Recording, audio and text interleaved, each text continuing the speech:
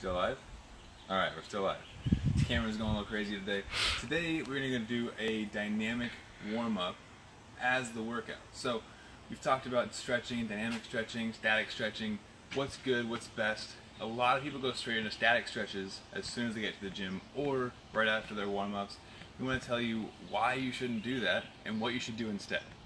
So with static stretching, I'll give you an example. The hamstring stretch is going to be like you're bending over and you sit here for 20 to 30 seconds, just hanging out, and you move on to your next stretch. The reason that's not so great is with static stretching, you're putting a lot of strain on your muscles. You can cause micro tears that are going to affect your workout, so you're not going to be able to get as much power during your workouts, but they're also going to potentially cause injuries down the road and make stretching difficult in the future. So you don't want to do static stretching if you can avoid it, because we have a better alternative, which is dynamic stretching. Dynamic stretching is stretching with movement. So you incorporate the movement to increase blood flow to the muscle groups, and in addition to increasing blood flow to the muscle groups, you are also going to be warming up. So it's going to get your heart rate going. It's going to help you move through your stretches as you work into your workout. So I wrote down a few dynamic stretches we're going to go through today. I will show them to you. Here's our list. We write them down because we don't want to forget any stretches. And this is great for a leg exercise day. So today we're going to be focusing on dynamic stretching, mostly with legs. We're also going to incorporate some full body dynamic stretches because we want to make sure the whole body is feeling good and is ready to exercise. So first up, we have three-way leg swings. This is going to incorporate a bit of balance. So if you need to, you put your hand on a wall to balance. First up, this is forward and back on one leg. You're going to do 10 for each of these. That's 3, 4, 5, 6, 7, 8, 9, 10. For the second one, you can still use the wall if you need to. I'm going to attempt to do it without, because you can incorporate balance, and that's a lot better for getting those stabilizer muscles warmed up. Going side to side. Try to keep your legs straight. Try not to fall over like I'm about to. We're doing 10 of these, maintaining good balance, and talking, and counting. This is difficult. I think I'm on 6. So we'll call 7, 8, 9, and 10. Next, we're going to incorporate the glutes. So you can already start feeling it warming up in the upper quads. We're going to bring the knee up, and again, use the wall if you have to. Going out and back in. 2, 3, 4, 5, maybe I need the wall. 6, 7, 8, 9, and 10. We're going to move to the other side. If you can do it without the wall, go for it. Increase the balance. 3, 4, 5, 6, 7, 8, 9, and 10. And side to side.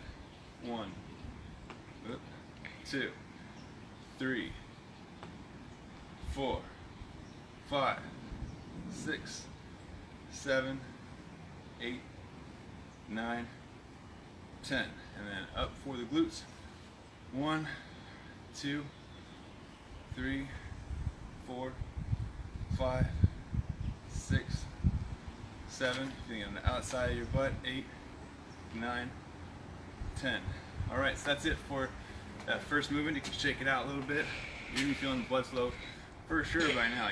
It's a lot different than just standing there, bending over and stretching your hamstrings. Next up, we have lateral movements. This is one of my favorites. We're going to get our legs widen up, go into a squat position, move side to side just a little bit. We want to go, you can feel it in your hamstrings a little bit, just to loosen it up before we move into the next section of the lateral movements. Just a little bit wider, if you can. This is a bit more of an advanced move, but keep left leg straight, down on your right leg. Going for 10. If you have to do less, that's totally fine.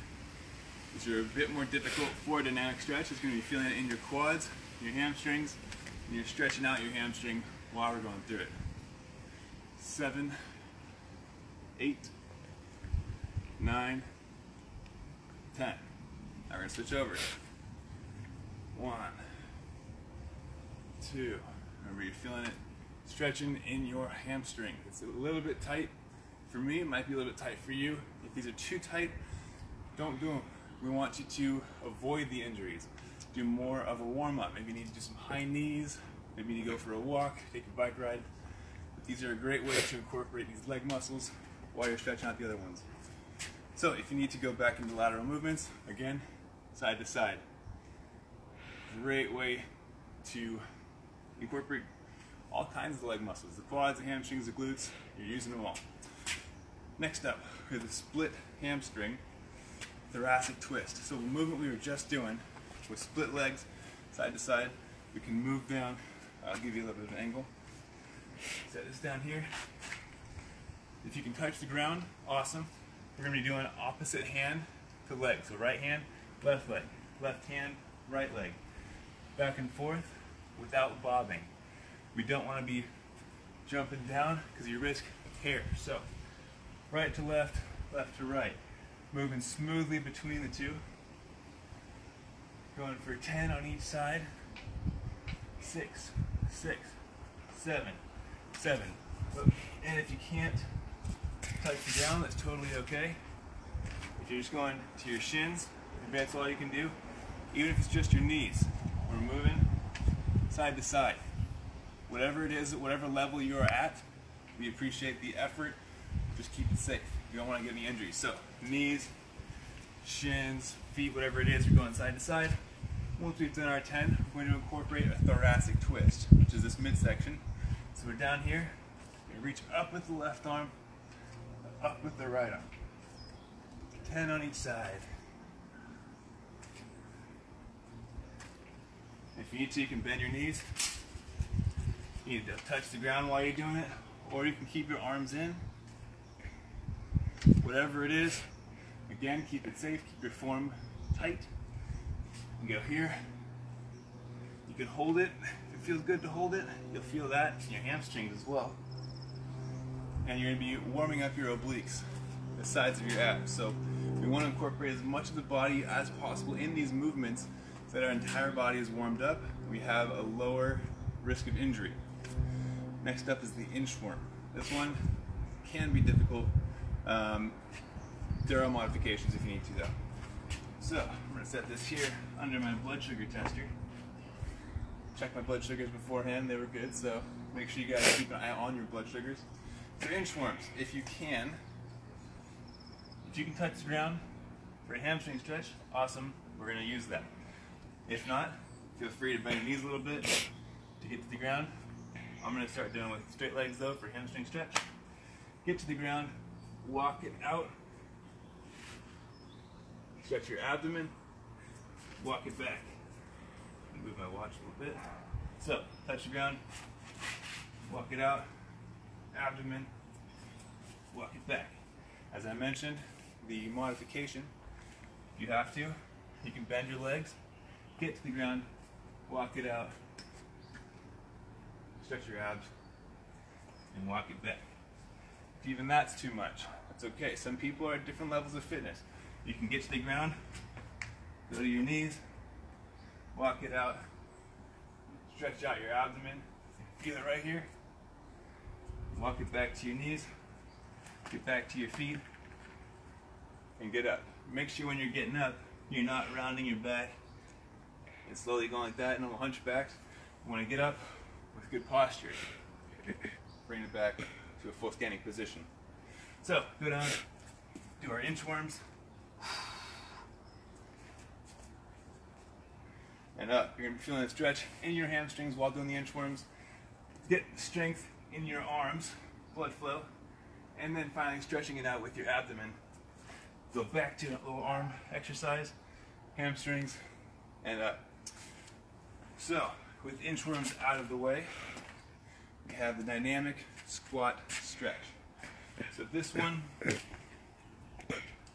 you want to be careful with, because with this one, if you do the movement too fast, you're on the risk of pulling your hamstring, causing micro tears. We don't want any of that. What you're going to do is get in squat position, feet about shoulder width apart.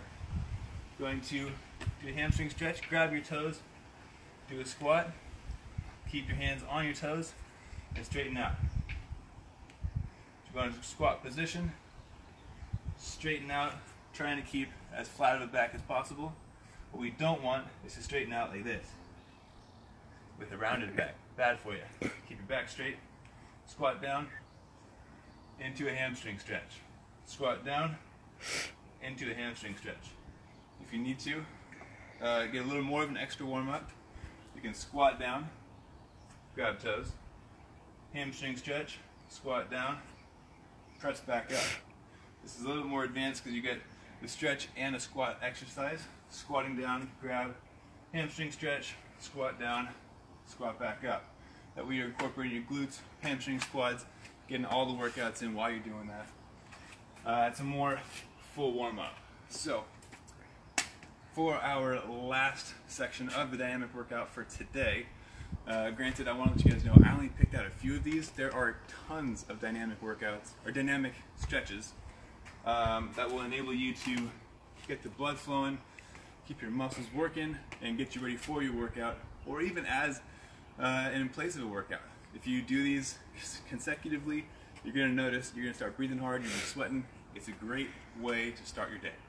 So, last one is cross punch and uppercut. I used to do a little bit of Muay Thai and martial arts. They are incredible for getting your heart rate up. It's an excellent workout. But today we're going to incorporate a move or two moves from those classes. If you've ever done kickboxing classes in a gym, similar to that. So first, we're going to get into our fighter's position. We are warriors.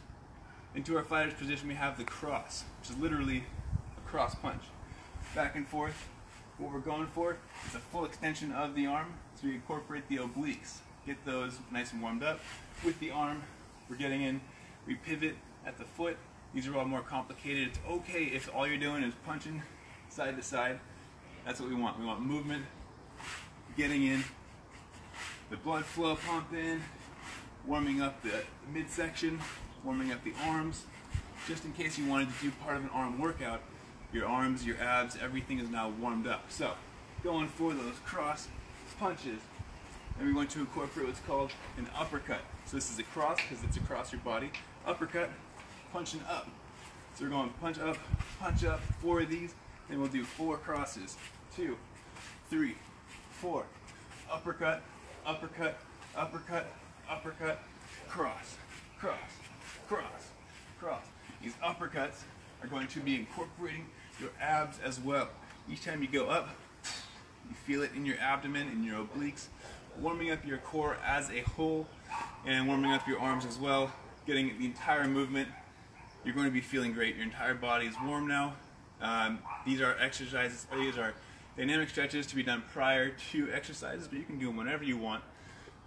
Best time to do it is after a warm-up. If you went for a walk, go for a bike ride, whatever it is. But these are an excellent way to get the blood flowing, get you ready for your workout. So if you guys are looking forward to, or if you're looking for more of these types of programs, dynamic stretches, different workout programs, nutrition help, blood sugar management, we do all of this. We brought it all together in a program here at FTF Warrior. If you guys are interested in that, please check us out at ftfwarrior.com or go to the Facebook or Instagram and shoot us a message. We would love to help you out.